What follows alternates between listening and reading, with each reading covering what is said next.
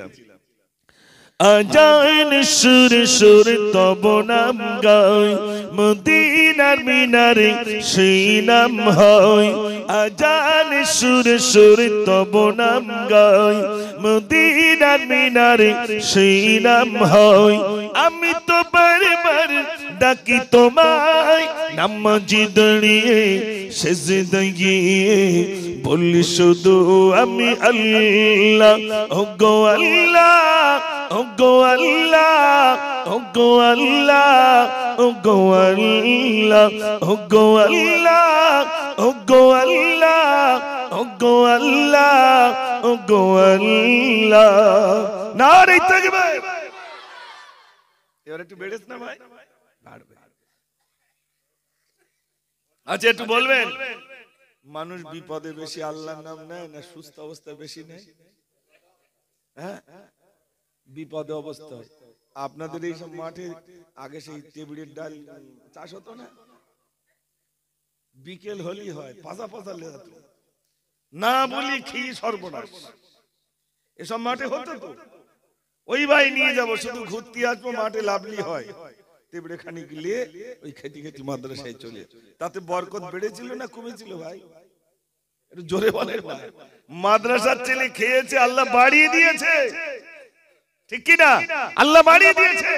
তো আমি বলছিলাম মহান রব্বুল আলামিন তানাকে মানুষ বেশি ডাকে কখন? যখন বিপদে পড়ে তখন বেশি ডাকে, আর সুস্থ অবস্থায় কম ডাকতে চায়। এই জন্য আল্লাহ রব্বুল আলামিন মাঝে মাঝে বিপদ দেন যাতে করে আমার বান্দা আমাকে বেশি ডাকে। একটু জোরে বলুন না সুবহানাল্লাহ। ও ভাইরা আমার, আমি নিজ চোখে দেখলাম, ভাইও দেখেছেন, হাফেজ সাহেব হুজুর রহমাতুল্লাহ আলাইহি, যিনি সারাটা জীবন মাকালগাছা মাদ্রাসার শিক্ষক হিসাবে ছিলেন। আপনারা হয়তো তানার মিলাদ শুনেছেন, কিন্তু তানার আভ্যন্তরীণ কথা তো আপনারা জানেন না। গভীর রাতে চলে যেতেন, রাত 2:30 3টের সময় মসজিদে চলে যেতেন। মসজিদের এক কোণায়, মসজিদের একটি কোণায় বসে বসে শুধু আওয়াজ হতো আল্লাহ আল্লাহ আল্লাহ। 1 ঘন্টা নয় 2 ঘন্টা নয়, বরং অধিক রাত্রি জিকির করতে করতে করতে ফজরের আগ পর্যন্ত তিনি আল্লাহ আল্লাহ বলতেন। আবার আজান হয়ে যাবে, আজানের পরে ফজরের নামাজ হয়ে যাবে, নামাজের পরে আবার তিনি জিকির করবেন, করতে করতে ইশরাক হয়ে যাবে, ইশরাকের নামাজ পড়বেন, তারপরে একটুখানি ওই মিনিট 10 মতো একটুখানি ঘুমাবে। কতক্ষণ আল্লাহ ডেকেছে ভাই? সেই রাত 2:30। আর আমরা এত টাকা ডাকতেছি 10টায় ঘুম ভাঙতেছে। হুজুর উঠতেন না 2:30, আল্লাহ আল্লাহ বলতে বলতে বলতে বলতে ইশরাকের সময় ফজরের পরে আবার জিকিরে বসতেন, ইশরাকের নামাজ পড়ে তারপর তিনি বার হতেন। একটু জোরে বলুন না সুবহানাল্লাহ। আচ্ছা, ওনার অন্তরে কার ভয় ছিল ভাই? আল্লাহর ভয় ছিল বলে আল্লাহর নাম নিয়েছেন। তো এইজন্য আল্লাহ বলছেন, ইয়া আইয়ুহাল্লাযীনা আমানু তাকুল্লাহা হাক্কা তুকাতিহি ওয়া লা তামুতুন্না ইল্লা ওয়া আনতুম মুসলিমুন। আল্লাহ রাব্বুল আলামিন বলেন, হে বিশ্বাসীগণ, আমার বান্দারা তোমরা আমাকে ভয় করো, ভয় করার মতো ভয় করো। এতক্ষণ পর্যন্ত মৃত্যুবরণ করো না, যতক্ষণ পর্যন্ত প্রকৃত মুসলমান না হতে পারবে ততক্ষণ পর্যন্ত মৃত্যুবরণ করো না। ও সোনার ভাইরা, আমি বোঝাচ্ছিলাম এই জন্য বেশি বেশি আল্লাহকে ডাকতে হবে। আল্লাহর নবী সাল্লাল্লাহু আলাইহি ওয়াসাল্লাম কি সুন্দর কথা তিনি জানিয়ে দিলেন মহান রবকে ডাকার জন্য। ভাইরা আমার, কিতাবের ভিতরে এসেছে, কোন মানুষ যদি বলে বিসমিল্লাহির রহমানির রহিম, আল্লাহ নামের মানে তাৎপর্য 1000, রহমান নামের মানে তাৎপর্য 1000, রহিম নামের মানে তাৎপর্য 1000। কোন মানুষ যদি বলে বিসমিল্লাহির রহমানির রহিম, ওই মানুষটা যেন মহান রব্বুল আলামিনকে 3000 নাম ধরে ডাকলো। জোরে বলুন না সুবহানাল্লাহ। একবার বলবেন বিসমিল্লাহির রহমানির রহিম, আল্লাহর নাম কবার ডাকা হবে? 3000 ভাত ধরে ডাকা হবে। এখানে তো গ্রামের মধ্যে চলে এসেছি, এখন ভাত রান্না করতে গেলে কি বলতে হবে একটু বলেন না ভাই। ভাত রান্না শুরু করবেন তো কি বলে শুরু করবেন? বিসমিল্লাহির রহমানির রহিম। চুলোয় কাঠ দেবে তো কি বলে শুরু করবে? বিসমিল্লাহির রহমানির রহিম। আর আমরা এত বিসমিল্লাহর কথা মনেই থাকে না। ভাত যখন স্বামীকে হোক, নিজের মেয়েকে হোক, নিজের ছেলে হোক, হাড়ির থেকে যখন ভাতটা খুলবো তখন কি বলবো? বিসমিল্লাহির রহমানির রহিম, তাই তো? আল্লাহর নামে শুরু করি, বলি না? এই জন্য আমাদের খাওয়ায়ও বরকত নেই, রান্নায়ও বরকত নেই। মাদ্রাসায় চাল নেই, শুনে নেন ভাইরা, আপনার প্রত্যেকের সংসার আছে, কথাটা বলতেই হয়। বাড়িতে চাল নেই, মাদ্রাসায় চাল নেই, তো হুজুর তখন বলছেন মাদ্রাসায় তো চাল নেই, কি হবে? হুজুর রান্নিকে বলছেন, রান্নি তুমি ওযু করো, 2 রাকাত নামাজ পড়ো, ওই অল্প চাল নিয়ে তুমি রান্না করো, অল্প চাল নিয়ে তুমি রান্না করো, আল্লাহ বেশক বরকত দিয়ে দেবে। একটু জোরে বলুন না সুবহানাল্লাহ। আর আমার ওযু গোসল তো দূরের কথা, রান্না করতেই বরকত নাই। আল্লাহর নবীর পেটে কাপড় দিয়ে বাঁধা, শুনে নেন, আল্লাহর নবী সাল্লাল্লাহু আলাইহি ওয়াসাল্লামের পেটে কাপড় দিয়ে বাঁধা, নবীর পেটে কাপড় বাঁধা, একদিন নয়, 2 দিন নয়, 3 দিন অনাহারে বিশ্ব নবী সাল্লাল্লাহু আলাইহি ওয়াসাল্লাম 3 দিন অনাহারে রইলেন। একজন সাহাবা আল্লাহর নবী সাল্লাল্লাহু আলাইহি ওয়াসাল্লামকে দেখতে এলেন, দেখতে এসে দেখছেন নবীর পেটে কাপড় বাঁধা রইল। আল্লাহর নবীর পেটে কাপড় বাঁধা দেখে ছুটে ছুটে বাড়িতে গেলেন। বাড়িতে গিয়ে বলছে, মা আল্লাহর নবীর পেটে কাপড় বাঁধা দেখে এলাম। নবীজি 1 দিন নয়, 2 দিন নয়, 3 দিন অনাহারে রইলেন। এজন্য আমি দেখলাম মা, নবীজি 3 দিন অনাহারে, আমাদের বাড়িতে যদি কিছু খাদ্য থাকে আল্লাহর নবীকে কিছু খেতে দেব। ভাইরা আমার, মা বললেন, বাবা ছেলে তাড়াতাড়ি করে যা, আল্লাহর নবীকে আমন্ত্রণ করে নিয়ে আয়। আবার সেখান থেকে নবীর দরবারে চলে এলেন। আল্লাহর নবীর কাছে এসে বলছেন, আসসালাতু ওয়াসসালামু আলাইকা ইয়া রাসূলুল্লাহ, আসসালাতু ওয়াসসালামু আলাইকা হাবিবাল্লাহ। আপনার পেটে কাপড় বাঁধা দেখে সহ্য করতে পারি না, ইয়া রাসূলুল্লাহ আপনাকে দাওয়াত দিতে এলাম। আমাদের বাড়িতে একজনের মতো খাদ্য রয়েছে, চলুন চলুন তাড়াতাড়ি করে চলুন, আপনি অন্তত একটু খাওয়া দাওয়া করে নেবেন। আল্লাহর নবী বললেন, আমার সাহাবারে, আমার এই যুবক সাহাবা আমাকে দাওয়াত করতে এসেছে। আমার যুবক সাহাবা, আজ আমি একা যাব না, একা যাব না, আমার 80 জন সাহাবাদেরকে সঙ্গে নিয়ে যাব। বাড়ি কজনের খাদ্য ভাই? নবীজি নিয়ে যাচ্ছেন 80 জনকে। ভাইরা আমার 80 জনকে নিয়ে যাচ্ছেন। যুবকের হাতটি ধরে রাখলেন, যুবক যাতে না পালাতে পারে। আল্লাহর নবী সাল্লাল্লাহু আলাইহি ওয়াসাল্লাম বাড়ির সামনে চলে এলেন। ভাইরা আমার এবার যুবককে হাতটি ছেড়ে দিয়ে বললেন, যুবক যাও যাও যাও, তোমার মা জননী কি কি বলো, আল্লাহর নবী তশরিফ রেখেছেন। ঘরের ভিতরে যুবক ছেলে ঢুকে বললেন, আসসালাতু ওয়াসসালামু আলাইকা রাসূলুল্লাহ। ঘরের ভিতরে ঢুকে গিয়ে ওই যুবক ছেলে তার মাকে গিয়ে বলছে, মা সর্বনাশ হয়ে গেল মা, আল্লাহর নবী আমাদের ঘরে তশরিফ রেখেছেন, কিন্তু একা আসেননি, বরং 80 জনকে সঙ্গে নিয়ে এসেছেন। মা জননী কাঁদছেন, আব্বা কাঁদছেন। নবীর সঙ্গে বেয়াদবি হয়ে গেলে সব বরবাদ হয়ে যাবে। আনতাহবাতা মালুকুম, সমস্ত আমল বরবাদ হয়ে যাবে। ও ভাইরা আমার, ঘরের ভিতরে ঢুকলেন। এবার ওই বাড়ির কর্তা আল্লাহর নবীর কদমে লুটিয়ে পড়লেন, ইয়া রাসূলুল্লাহ বেয়াদবি মাফ করুন, বেয়াদবি মাফ করুন। আপনার পেটে কাপড় বাঁধা দেখে সহ্য করতে পারি না, আপনাকে দাওয়াত করতে পাঠিয়েছিলাম, আপনি এসেছেন বটে, কিন্তু আমার বাড়িতে একজনের মতো খাদ্য রয়েছে, আপনি 80 জন কিনেছেন, আমি কেমন করে খেতে দেব? আল্লাহর নবী বললেন, সাহাবারে যে পাত্রে খাদ্য রয়েছে এই পাত্রটা নিয়ে এসো। পাত্রটা যেই না কেনা হলো নবীজি বাম হাতে ধরলেন আর ডান হাত মোবারকটা ওই খাদ্যের উপরে দিয়ে বিসমিল্লাহির রহমানির রহিম বলে নিলেন। এবার বললেন আমার সাহাবারে তোমরা চারজন করে এসো, আমার আঙুলের পাকা থেকে তোমরা খাওয়া শুরু করো, তোমরা বিসমিল্লাহির রহমানির রহিম বলে খাওয়া শুরু করো। ভাইরা আমার দেখা গেল চারজন খেতে খেতে 80 জনের খাওয়া হয়ে গেল। একটু জোরে বলুন না সুবহানাল্লাহ। কজনের খাদ্য? একজনের খাদ্য 80 জন খেয়ে নিল। আল্লাহর নবী বললেন সাহাবারে আর কতজনের মতো খাদ্য রইল? সাহাবা বলছেন ইয়া রাসূলুল্লাহ যতটুকু খাদ্য দিয়েছিলাম ততটুকু খাদ্য এখনো পর্যন্ত মজুদ রয়েছে। সেই পাত্রে যতটুকু খাদ্য ছিল ততটুকু খাদ্য মজুদ রয়েছে। একটু জোরে বলুন না সুবহানাল্লাহ।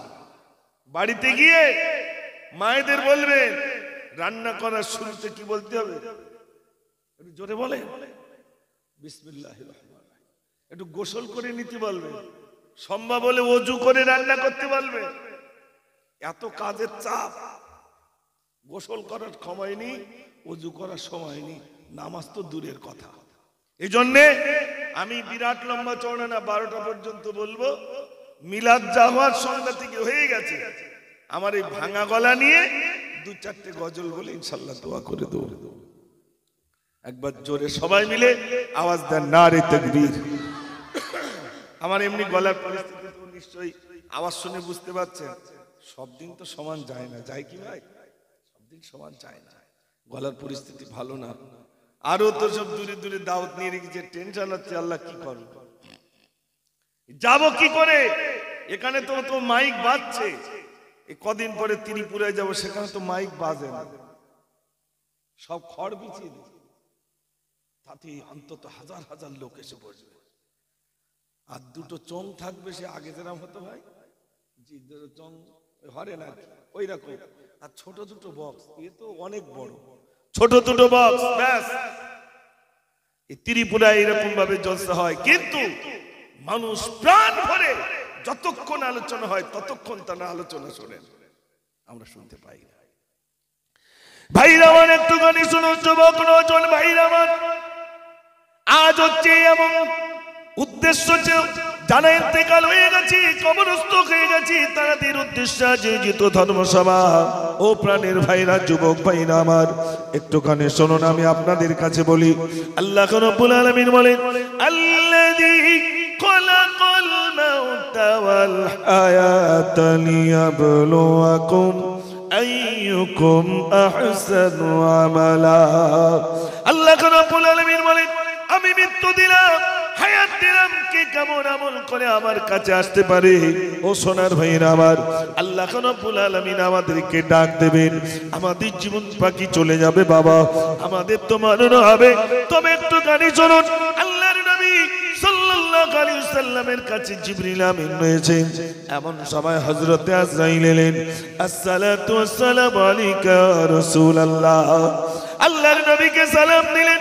জিবরিল আমিনকে ডেকে বলছেন, ও জিবরিল আমিন, তুমি আল্লাহর নবীর কাছে যাও, আল্লাহর নবীর কাছ থেকে একটু অনুমতি নাও, আমি আজরাইল এসেছি, আল্লাহর নবীর সঙ্গে আমি একটু সাক্ষাৎ করব।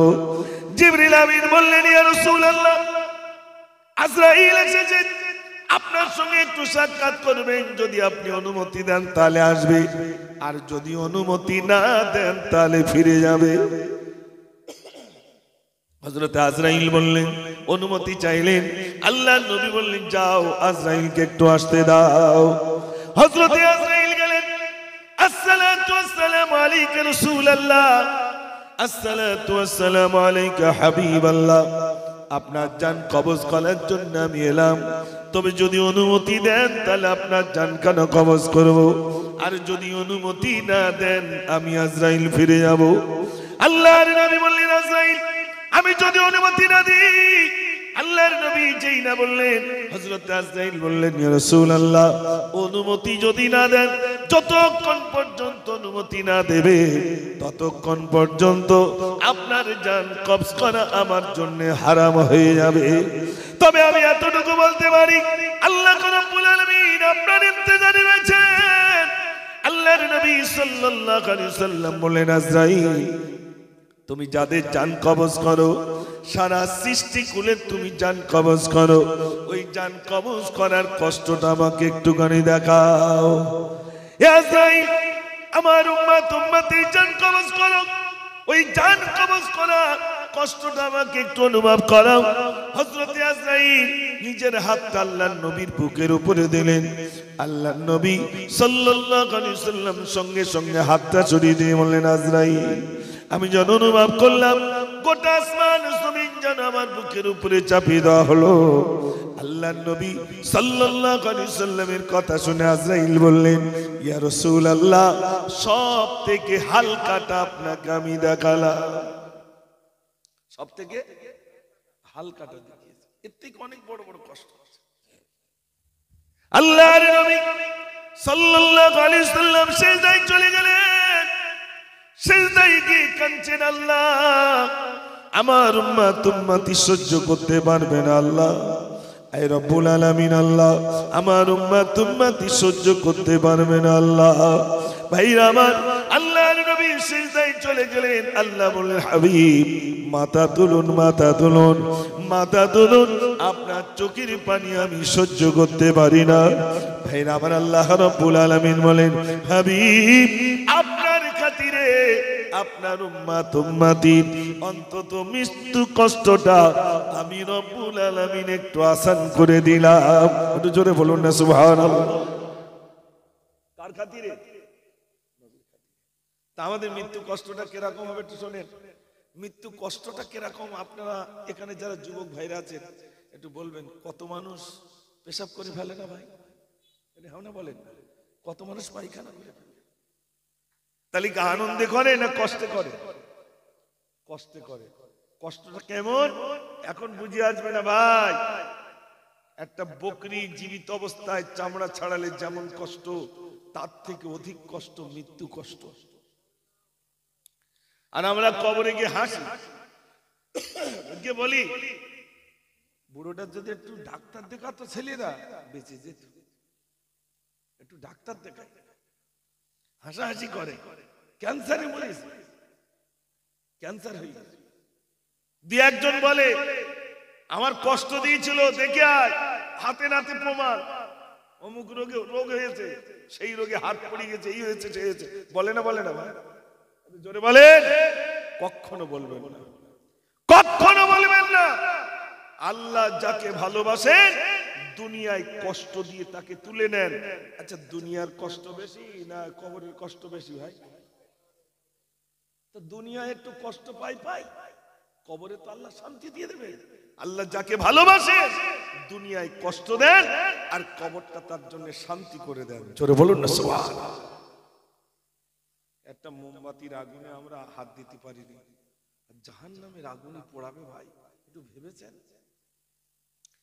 ও ভাইরা আমার, কিয়ামতের দিন, মুসিবতের দিনে এই মাথার উপরে, এক হাত উপরে সূর্যটা এসে যাবে। কেউ লিখেছেন 1 বিঘে দুপুরে সূর্য এসে যাবে, মাথার ঘিনুগুলো টকবক টকবক টকবক করে পড়বে।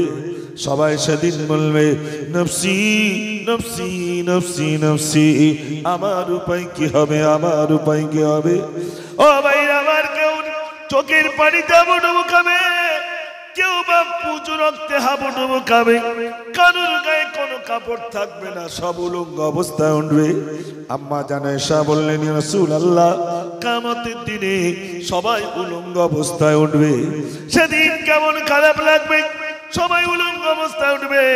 আল্লাহর নবী বললেন, আয়েশা, কারোর মাথা সেদিন নিচেই থাকবে না, বরং সবার মাথাটা সেদিন ঊর্ধ্বগামী হয়ে যাবে। নিচের দিকে তাকাবার সুযোগ পাবে না, সবাই এরকম করে তাকাবে, নফসি নফসি নফসি করবে। ছেলে মার কাছে যাও, মা আমার 2টো নেকি দাও না, মা একটা নেকি দাও, আমি জান্নাতে চলে যাব। একটা নেকির জন্য যেতে পারছি না। মা বললো আমি তো চিনি। মা ছেলের কাছে যাবে, ও বাবা তোর তো এত ভালোবাসতাম, তোর বিএড কমপ্লিট করেছি, তোকে এই করেছি, তোর জন্য এত জমি রেখে এসেছিলাম, আমার একটা নেকি দে, আমার একটা নেকির জন্য আমি জান্নাতে যেতে পারছি না। ছেলে সেদিন মাকেও চেনবে না।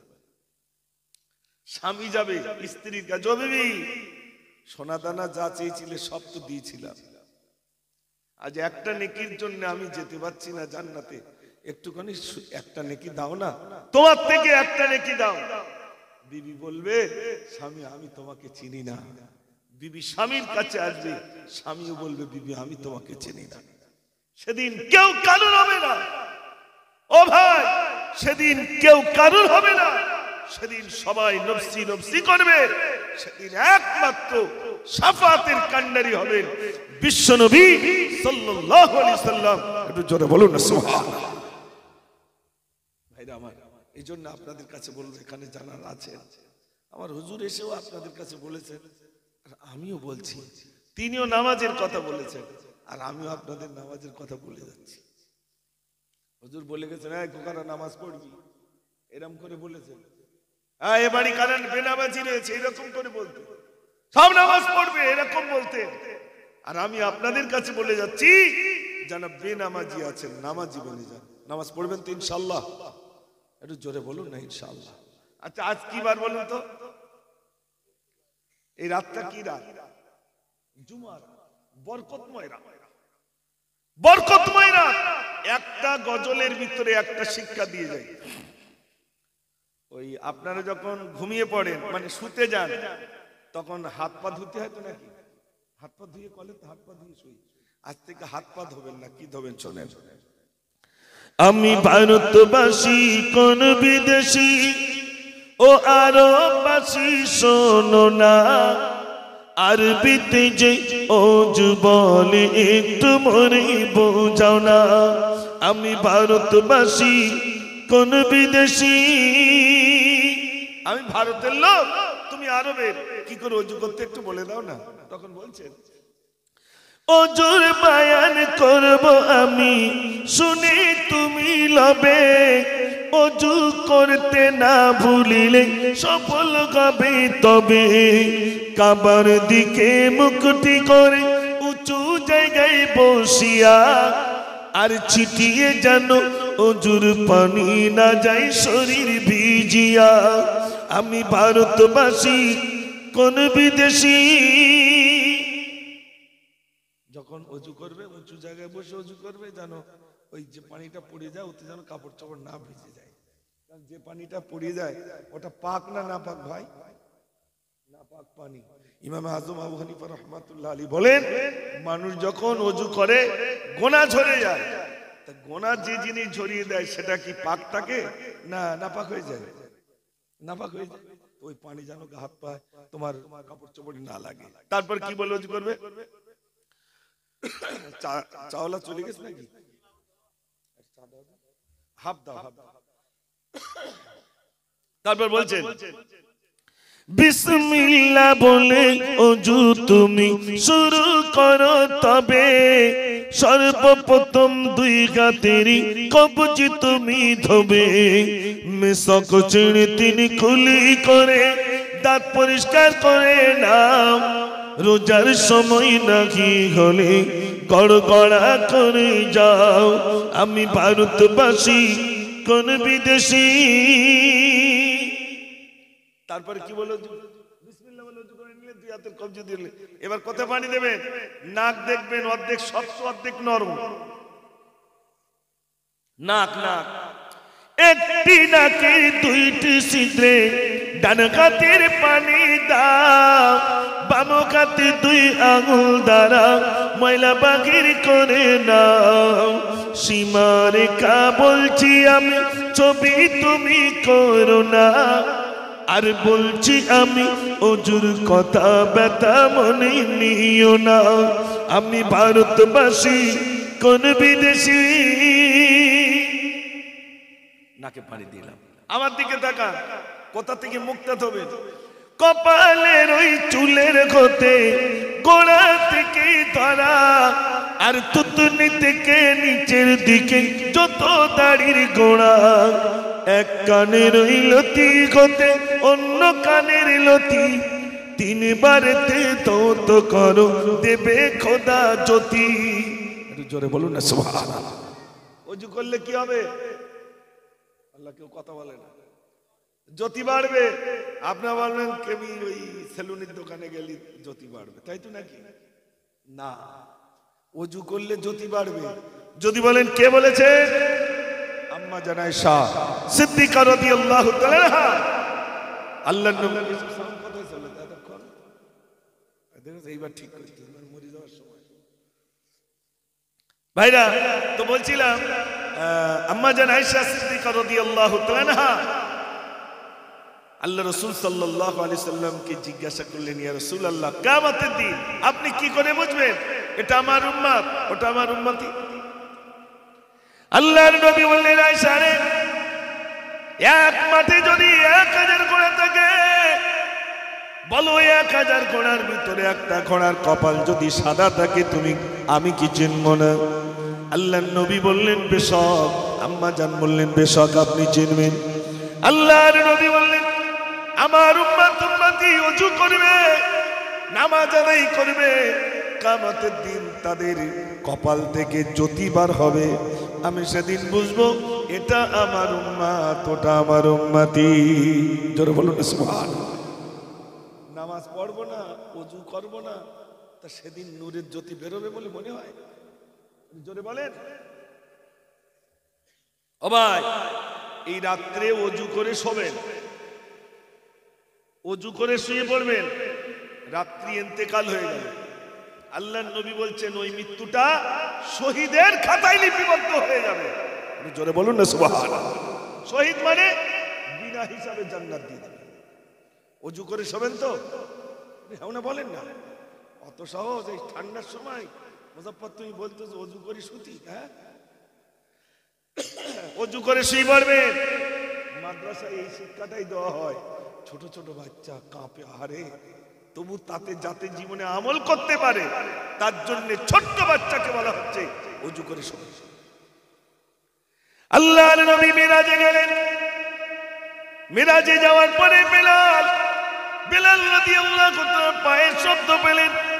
সিদরাতুল মুনতাহা নবীজি একা বসে রইলেন, দেখলেন যেন বেলাল আমার সামনে দিয়ে হেঁটে যায়। আল্লাহর নবী মিরাজ থেকে মিললেন, বেলালকে ডাক দিলেন, বেলাল, ও বেলাল, তুমি কি এমন আমল করেছো তোমাকে সিদরাতুল মুনতাহায় দেখতে পেয়েছিলাম? বেলাল বললেন, ইয়া রাসূলুল্লাহ, আমার খাস আমলের ভিতরে একটা আমল রইল, আমার যেই না ওযু ভেঙে যায় আমি বেলাল সঙ্গে সঙ্গে ওযু করে নি। যারা বলুন না সুবহানাল্লাহ। আচ্ছা ভাই, বিনা ওযুতে মরতে চান না ওযু অবস্থায় মরতে চান? একটু জোরে বলেন। তাহলে সবসময় ওযু অবস্থায় থাকতে হবে না বিনা ওযুতে থাকতে হবে?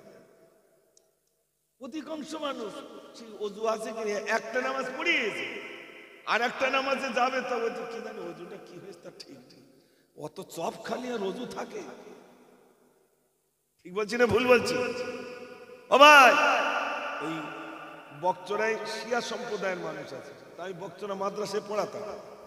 তা আমাকে বলছে, আমরা যখন ওযু করি ডান হাত আগে ধুই না বাম হাত আগে ধুই? ওরা বাম হাত আগে ধুই, মানে বাম দিক দিয়ে শুরু, বাম হাত আগে ধোয়, তারপরে ডান হাত, বাম পা আগে ধোবে, তারপর ডান পা। আমরা যেরকম নামাজে সালাম দিই, আসসালামু আলাইকুম রাহমাতুল্লাহ, আসসালামু আলাইকুম রাহমাতুল্লাহ, এদিকে ফারিস্তা আছেন এদিকে ফারিস্তা আছেন, তাই সালাম দিই। ওরা সারা দিকে এদিক দেয়, এদিক দেয়, এদিকে দেয়, পিছনে দেয়, মানে সারা দিক ফারিস্তা, তাই সারা দিকে সালাম দেয়।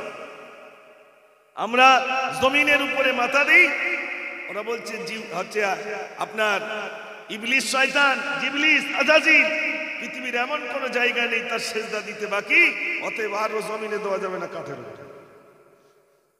আমি তাদের মশলাগত দিক দিয়ে ওটা আমি বলতে চাচ্ছি না, আমি শুধু এতটুকু বলতে যাচ্ছি, যেহেতু আজ তো ওদের নিয়ে চলছে না, আমি শুধু বলছি শিয়া সম্প্রদায়ের মানুষ তানারা ওযু যখন করেন বাম হাতটা আগে ধরে, তো আমার সঙ্গে তাদের দুটো তর্ক কথা হয়েছিল। তর্কটা কি ছিল? তারা বলছে ওযু করতে হবে তো বাম দিক দিয়ে শুরু করতে হবে। তো এরকম ভাবে বাম দিক দিয়ে তারা ওযু শুরু করে, আমরা ডান দিক দিয়ে ওযু করি। আজ সমাজের ভিতরে প্রচুর ফিতনা শুরু হয়েছে। কেউ বলছে হাত এখানে বাঁধতে হবে, কেউ বলছে এখানে বাঁধতে হবে, কেউ বলছে ছেড়ে দিতে হবে। বলছে না? বলছে না? জোরে বলেন।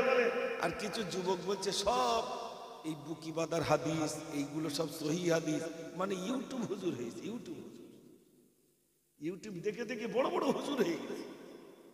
আমার সোনার ভাইরা, আপনাদের এই গ্রামে বড় বড় মুফতি সাহেবের জন্ম হয়েছে না হয়নি? জোরে বলেন। বড় বড় মুফতি সাহেব, বড় বড় কারি, বড় বড় হাফেজ, বড় বড় আলেম আপনাদের এলাকায় জন্ম নিয়েছে। আমি মুজাফফরের এখানে মিলাদ করা আসা যায় না, আমার যেখানে মিলাদ করতে হবে এরকম কোনো ব্যাপার নয়। শুধুমাত্র ঘরকা মুরগি ডাল বরাবর, বাড়ির পাশের মুরগি ডালির মতো লাগে তাই একটু মুজাফফরের আনা। আমি আপনাদের কাছে বলে যাই ভাই, ওযু করুন, বিরাট মর্তবা, বিরাট মর্তবা। শিশু বাচ্চাকে শেখান সর্বদাই ওযু অবস্থা থাকে, কখন আজরাইল আসবে আপনার জানটাকে কেড়ে নেবে, আপনি পবিত্র অবস্থায় আল্লাহর কাছে চলে যেতে পারবেন। একটু জোরে বলুন না সুবহানাল্লাহ। ও ভাইরা আমার, একটু গানে শুনুন। আমি গজল শোনাবো, শুধু বলে যাই নামাজ পড়ুন, নামাজ পড়ুন। নবীজি যাওয়ার সময় কথায় বলে গিয়েছিলেন সালাত সালাত আকিমুস সালাত, নামাজ নামাজ নামাজ। এখানে মায়েরা রয়েছে, যুবক ভাইরা রয়েছে, বেনামাজির অভাব নাই। প্রচুর বেনামাজি আমাদের বাড়িতে জন্ম নিয়েছে ভাইরা আমার। যুবক ছেলে নামাজ পড়ে না, বিয়ে করে এনেছে, বিবিটাও নামাজ পড়ে না, শাশুড়ি নামাজ পড়ে না। শাশুড়ি নামাজ পড়বে কি? শাশুড়ি এখন অন্তত চুলি আবার কালার করে, নামাজ পড়বে কি? চুল কালার করে শাশুড়ি। এরকম শাশুড়ি আছে না? নেই? এই গ্রামের কথা বলছি না, আমি যা বলছি সব চৈতলের কথা। এখানকার শাশুড়িরা ভালো। মাঝে মাঝে বাড়ির দিকে যাই তো বলি, ও ভাবি একটু নামাজের পার্টি দাও দিন একটা। খুঁজে পায় না নামাজের পার্টি, মানে এত নামাজি আছে বাড়ি যে নামাজের পার্টি খুঁজে পায় না। এখান জানা মায়েরা আছে, ভাইরা আছে, ভাইদের বলছি আপনার নামাজ পড়ুন। আর মায়েরা এই ভাইদের মসজিদে পাঠাতে পারে, কিন্তু পাঠায় না।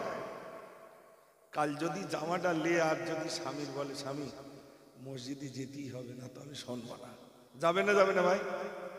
হ্যাঁ না বলেন না? বলে তুই পড়ো পড়ো, না পড়ো না পড়ো, আমার লক্ষ্মীর ভান্ডারটা ঢুকলি ওইটাই হলো। ঠিক বলছি না ভুল বলছি? ভান্ডারের টাকা বন্ধ হলি স্বামী দাঁড়াতে দেবে না, তুমি যাও দিন।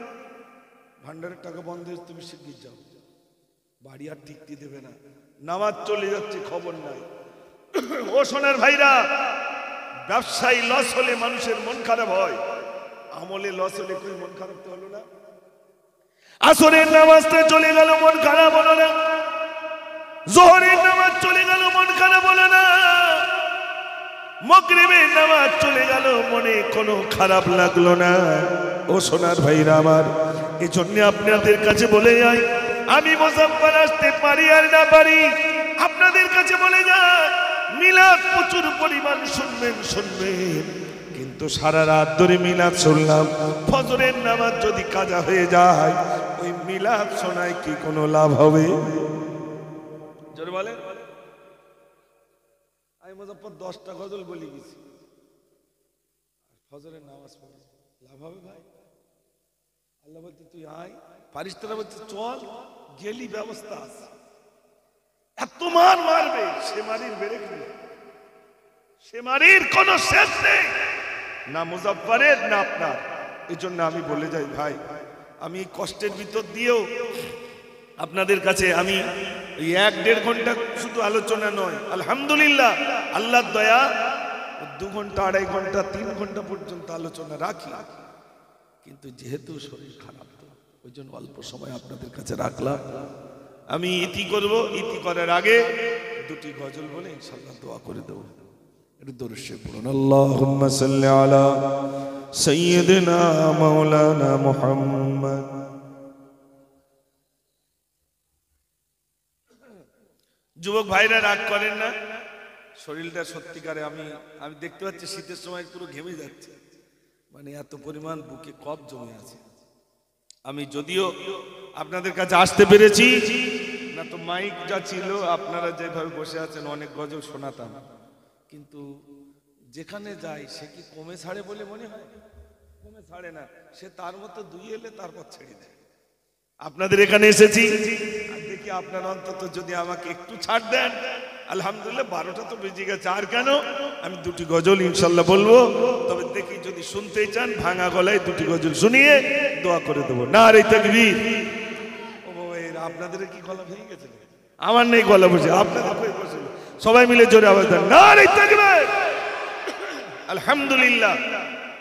আজ কি যেন খুশির জোয়ার নেমে এসেছে, আজ কি যেন খুশির জোয়ার নেমে এসেছে।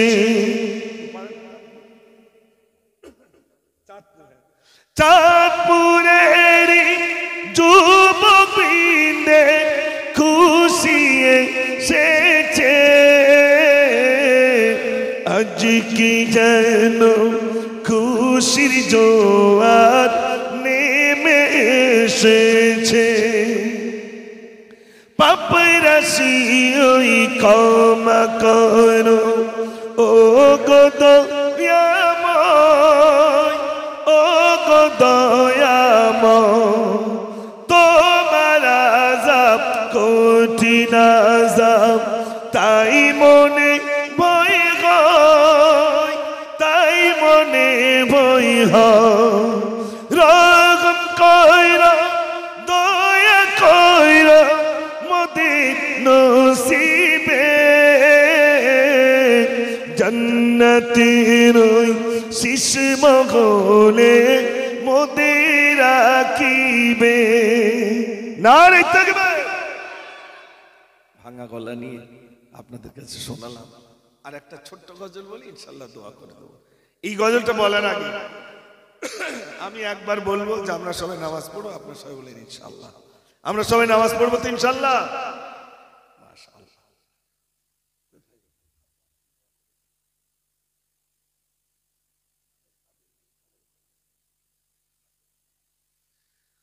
কি খিচড়ি, ওই সব তাহলে তো বিরাট গোশ খিচুড়ি ইনশাল্লাহ।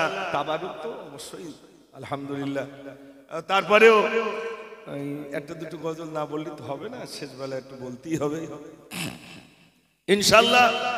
চেষ্টা তো করি যে আপনাদের, আমি ছোটবেলাতে আপনাদের এলাকায় শুনিয়ে গেছি, এখন দাড়ির চুলও পেকে গেছে, মাথার চুলও পেকে গেছে আলহামদুলিল্লাহ। তারপরেও শেষ বেলায় দুটো চারটে বলে ইনশাল্লাহ যায় না, তাও রাগ করবেন যে মুজফ্ফর বললো না, এই জন্য একটা দুটো বলে যাচ্ছি ইনশাআল্লাহ। দেখি শুনতে যদি আবারও চান আরো একবার আওয়াজ দেন নারে তাকবীর। মাশাআল্লাহ। নতুন বলতে কিছু নাই, এই গজলটা বলে যাই। মায়ের কদম চুমে নিলে খোদার রকম হতো, মায়ের কদম চুমে নিলে খোদার রকম হতো। ফুলের সুবাস যতই থাক হবে না মায়ের মতো, মায়ের কদম চুমে নিলে খোদার রকম হতো। জান্নাত পেতে যদি চাও দিও না মাকে ব্যথা, গর্বে দারুণ যন্ত্রণা মায়ে দিলে গাথা। কোথায় গেলে পাবো বলো, কোথায় গেলে পাবো বলো আমার মায়ের মতো, মায়ের কদম চুমে নিলে খোদার রকম হতো। নিজুম রাতে একা একা ভাবি মায়ের কথা, নিজুম রাতে একা একা ভাবি মায়ের কথা, শত আঘাত পেও মা দেয়নি কোনো ব্যথা, আমার মায়ের মতো মা, আমার মায়ের মতো মা যদি পাওয়া যেত, মায়ের কদম চুমে নিলে খোদা রকম হতো। নারে তাকবীর। ওই কমিটির লোক কারা আছে একটু হাত তোলা দিন দেখি। কই কমিটি? ও আচ্ছা আচ্ছা, এটা বিশাল বড় বড় তো, মাশাআল্লাহ। হ্যাঁ, সব ছোট ছোট বাচ্চারা তাহলে জলসা দিস, তাই তো? এরা ছাড়া আর কেনা দেবে? ওদের একটু মনে মনে হয়, আমি যখন ছোট ছিলাম এরকম দিতাম। ছোটবেলায় মনে হয় ওই পাড়ে মিলাদ হচ্ছে, তা আমাদের পাড়ে একটু হয় না, তা আমরা একটু মিলাদ দিই। তো ওই বাচ্চারাই বলে, ওরাই দাবি করে, মুজাফফর হুজুর একটু লেয় না, 2-4টি গজল শুনিল। তো মুজাফফর তো এসে গলা বসিয়ে আর কি শুনবে মুজাফফরের মধ্যে। তো মাশাআল্লাহ, আশেপাশে কম বেশি অনেক জায়গায় এসেছি, আপনার সেদিন শুনেছে। আজ এই বাচ্চাদের নিয়ে তো লিখেছিলাম, মা ও মা তুমি একটু বলো না, মাসুম। আলহামদুলিল্লাহ, এবছর এই পর্যন্ত থাক, আর আগামী বছরে আল্লাহ যদি আনে, এই দিনের যে কম যেটা আছে সেটা আগামী বছর ইনশাল্লাহ আল্লাহ যদি হায়াতে রাখে সেদিন শুনিয়ে দেবেন ইনশাল্লাহ। ওই তাবারু যারা মানে দেবে, এখানে বসিয়ে দেবে না প্যাকেটে প্যাকেটে বসিয়ে খাওয়ানো হবে। আলহামদুলিল্লাহ, তৈরি হও, দোয়া হবে। সবাই দুরূদ শরীফ পড়েন। আল্লাহুম্মা সাল্লি আলা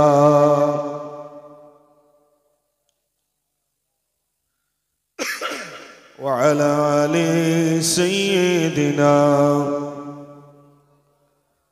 हुब्बे अहमद अज़ली की सीने में है,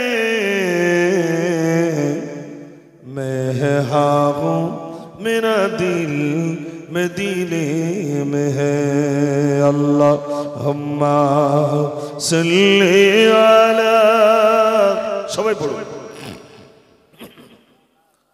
वा अला आलि सय्यिदिना মাওলানা মুহাম্মদ সাল্লাল্লাহু আলাইহি ওয়াসাল্লাম।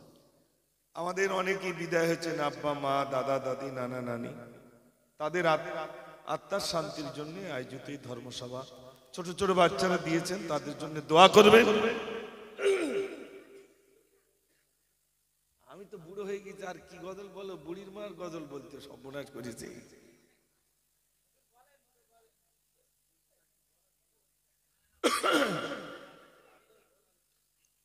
মানে ধলতাটাই দাও। মাশাআল্লাহ, এ দেখেন, আমি বুড়িমার গজল না বললি তো হবে না, আমি জানি। তা খিচুড়িটা লেছো দেখি, অন্তত লিয়েছো খিচুড়ি, যাও। সব ব্যস্ত পরে রয়েছে, ওইটা না বললি। ওই 2-1জন মহিলা শাড়ির দোকানে যায়, শাড়ি দোকানদার যতবার করে একটা পছন্দ হয় না। কেন? আমার তখন দোকানদার বলে, আচ্ছা এত শাড়ি বের করলাম তো একটা পছন্দ হয়নি। তো বলতে, আমার বাড়ি এক চাচি এসেছিল, সেই চাচি একটা শাড়ি পরে এসেছিল, সেই কালারটা যতক্ষণ না পাচ্ছি ভাই আমার পছন্দ হচ্ছে না। আমি এতক্ষণ যা গজল বলেছি কারুর পছন্দ হয়নি। সেই বুড়ি মা যতক্ষণ না আসবে ততক্ষণ কারুর পছন্দ হয় না। ও বুড়ি মা কোথায় চলে